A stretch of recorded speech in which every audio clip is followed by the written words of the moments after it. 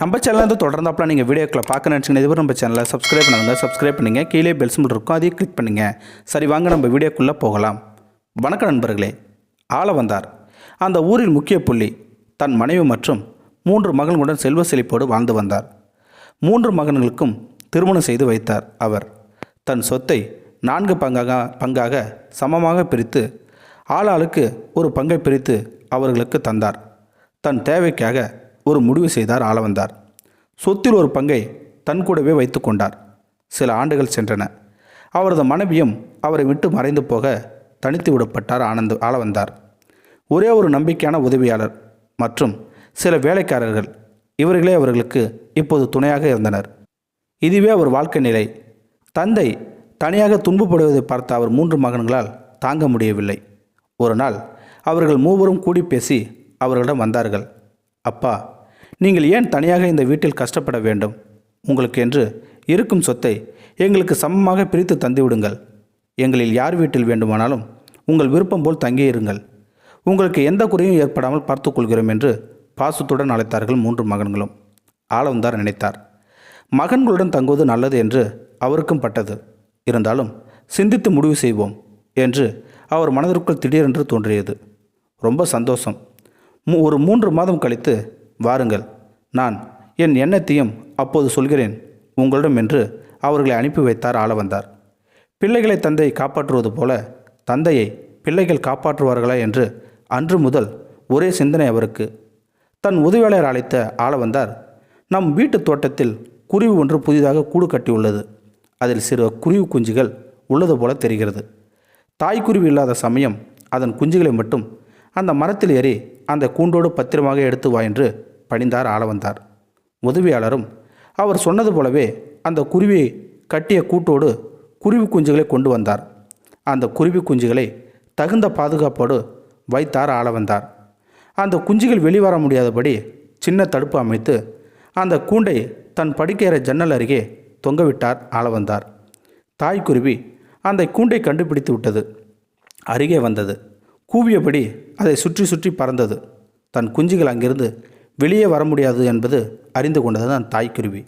இருந்தாலும் அந்த குருவி வெளியே பறந்து சென்று வேளைக்கு தவறாமல் தன் குஞ்சுகளுக்கு உணவை கொண்டு வந்து ஊட்டியது அந்த தாய்க்குருவி. சிறிது காலம் சென்ற பின் குஞ்சுகளுக்கு ரெக்கை முளைத்தது. கூன்றுக்கு உள்ளே பறக்கத் தொடங்கின அந்த குஞ்சுகள். இப்போது ஆளவந்தார் வேறு ஒரு வேலை செய்தார்.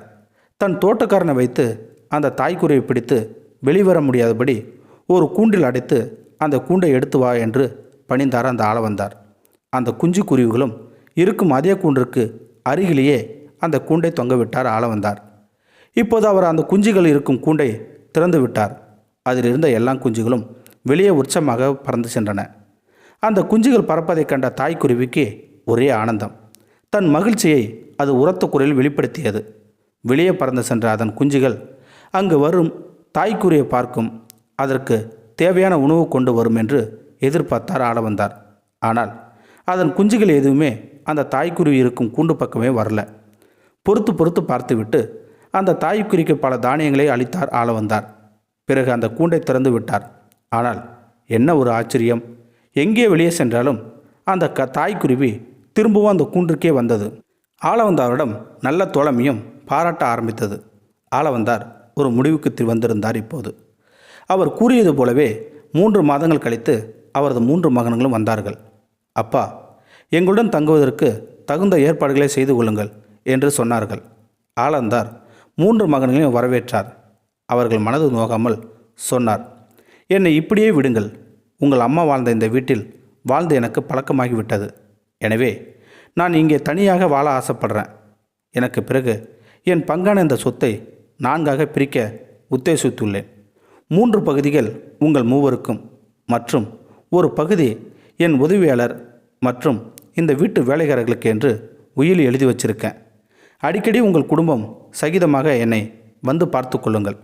என் உடல்தான் இங்கே, உயிர் என்றும் உங்களோடு தான் என்று அவர்களை அன்பாக பேசி வழி அனுப்பி வைத்தார் ஆளவந்தார். இப்போது அவர் மனம் தெளிவாக இருந்தது. அந்த தாய்க்குருவி அவர் தோளில் எங்கிருந்தோ பறந்து வந்து அமர்ந்தது.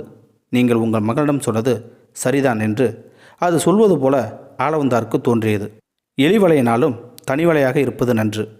நம் பிள்ளைகள் நம்மை கடைசி வரை பத்திரமாக பார்த்து கொள்வார் என்ற நம்பிக்கை இருந்த போதிலும் நாம் ஓய்வெடுத்துக் கொள்ளும் காலம் நமக்கென்று சொத்து சேர்த்து வைத்துக்கொண்டு தனியாக இருப்பது நலம், யாருக்கும் பாரமாக இருக்காமல். இந்த வீடியோ உங்களுக்கு பிடிச்சிருந்தா கமெண்ட் பாக்ஸில் கமெண்ட் பண்ணுங்கள், கூட உங்கள் ஃப்ரெண்ட்ஸுக்கு ஷேர் பண்ணுங்கள்.